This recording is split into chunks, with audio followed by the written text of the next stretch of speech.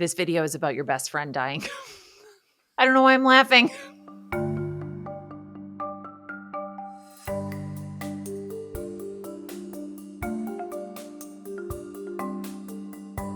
Is your best friend dead? Well, not yet, but they could be, which is why you should call them right now. I know nobody wants to think about it, but best friends die. Even bad friends die, but best friends especially, they drop dead. I don't know why. I also don't know why every good person you know, not every good, but I still know some good people. Here's the point. Good people die, and then every bastard you know lives forever. They're going to be here longer than cockroaches. They will hold on. They'll hold on. While like your favorite people in the world die. Before we get started today, I want you to call your best friend because best friends die. And when I say call your best friend, I don't mean call your husband. I don't mean call your girlfriend. No. I mean your best friend. Call your best friend. The person that you call when, your husband wants a divorce. The person you call when you shit your pants at the Mall of America. And it happens to the best of us and also the worst of us. The person who knows you even better than any romantic partner ever could. Call that friend because friends die. A few years ago, I interviewed this woman named Janya, and she had lost her best friend, Michelle. Again, this was not a misplacement. Michelle died. They'd been friends since their 20s, and they had that kind of friendship love story where the sparks are flying even if it's not romantic. The kind of friendship where when this person comes to visit, your husband knows he's taken the couch. He's going to sleep in the guest room because your best friend and you need to pull the covers up, turn on Bravo, and gossip for 5 to 6 hours a night. And it would be best if he could just entertain himself. That kind of friendship. They were supposed to be friends forever. Did we just become best friends? Yep! But Michelle died before she even turned 40. And after Michelle died, Johnny had other friends. Of course, she had other friends, but there was nobody who was at that best friend level. Hey, I never asked you. Yeah. Do you like guacamole?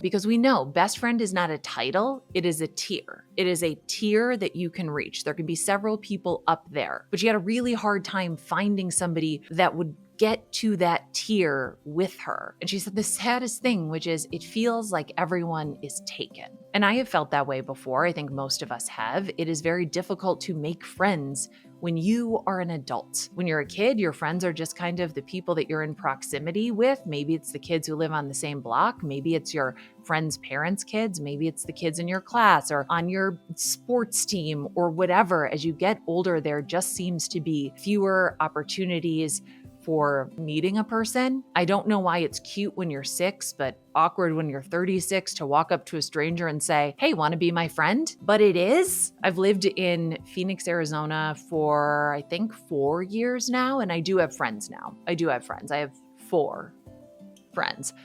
Not bad, but it took a long time. We don't have a word for a person who is grieving their best friend. We actually have a lack of words for a lot of things. We don't have a word for somebody who's grieving their sibling or grieving just one parent. I guess you could be a half orphan, maybe. But when your partner dies, your romantic partner, you get to call yourself a widow. When your platonic partner dies, when your best friend dies, you don't get another name. You don't get a special badge that you can wear. There's just sort of nothing to indicate to people that you have gone through such a huge loss. And there are friends that we have who know us better than any romantic partner, who have known us longer than any romantic partner, and who have known versions of us that no family member or romantic partner could ever know. Friendships are vital to us. Research has shown that friendships are vital to our health, our physical health, and our mental health. And yet our culture still seems to minimize friendships a little bit, to place them as a lower value than family or romantic partners. In any situation I am in, or I know somebody else who is in, I have always turned to reading. I've always turned to reading books. Ever heard of books? The way I said that was like I was introducing a concept to you. Have you guys heard of books? All the words are written down, and then you open it and you read the words inside. Let me be the person who tells you about books. I turn to reading. That is what I do. I turn to reading to help me understand the world, to help me understand experiences. I actually have some book recommendations about grieving a friend. Book recommendations that I somehow did not think of when I was interviewing Janya and am just thinking about now, years later, partially because one of them had not been written yet. The first one is called BFF by Christy Tate.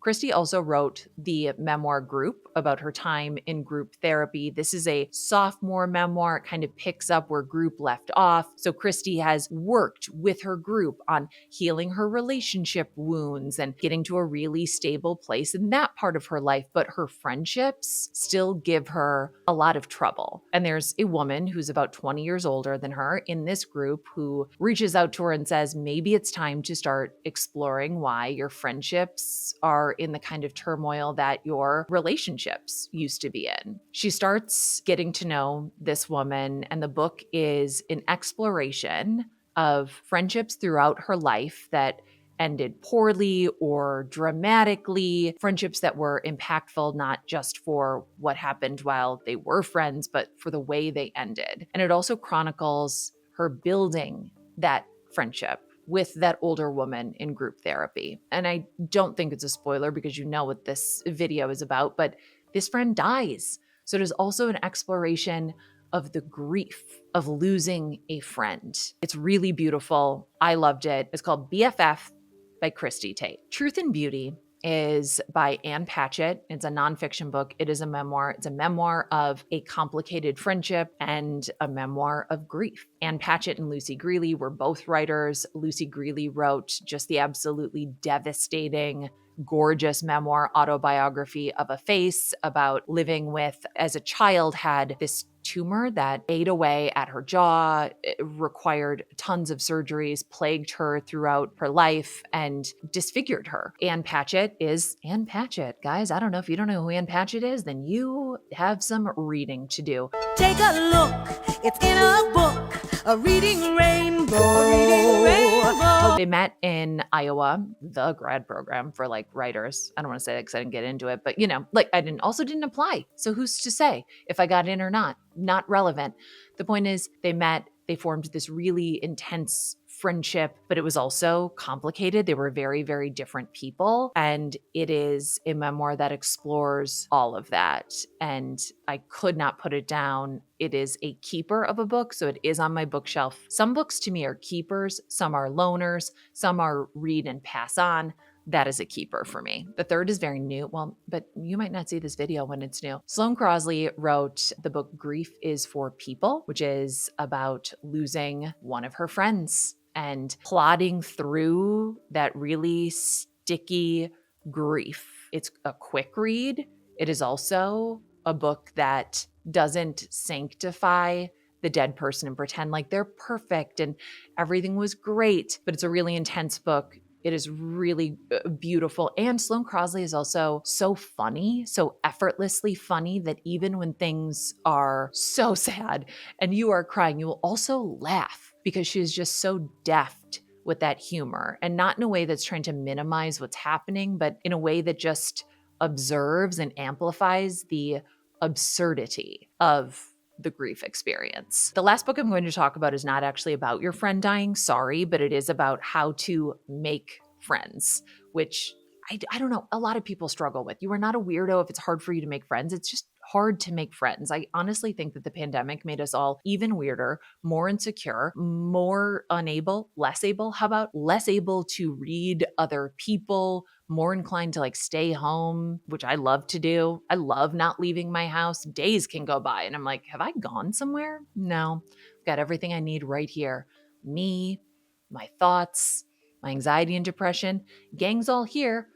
We're good. Those are all the friends I need. The book is by Marissa Franco. She is a doctorate. She is a smart person. She is a researcher. And it is a book about attachment styles and how we can actually use that research to help us make and keep friends. It's brilliant. It really is. The point is, friendships are incredibly valuable. The relationships that can get us through, call your best friend right now. Don't send them a text, call them, even if they send you to voicemail, which, Caroline Moss, if you're listening, why'd you send me to voicemail today? What were you doing? Who were you with? Yeah, hi, it's Bill Lumberg again. What's her name? Is she funnier than me? Is she? Is she taller? What does she have that I don't have? Tell me. Okay, call your best friend, Dave Gilmore. I'm coming for you. Maybe get on a plane and surprise them for your 20th anniversary. Already did that. Thank you, Dave. Thank you, Dave, for letting me surprise you. Thank you, Dave's wife, for helping me surprise him. Call your friends because friends die, and you're gonna feel so bad if you don't just call them and say you love them. And then they will have that voicemail forever when they send you to voicemail, and they will, because that's what a best friend does. So if you die, if you're the best friend who dies, they have a voicemail saying you love them. Follow me for more tips. I'm Nora McInerny. Sometimes friends die, and sometimes things are just terrible. Thanks for asking.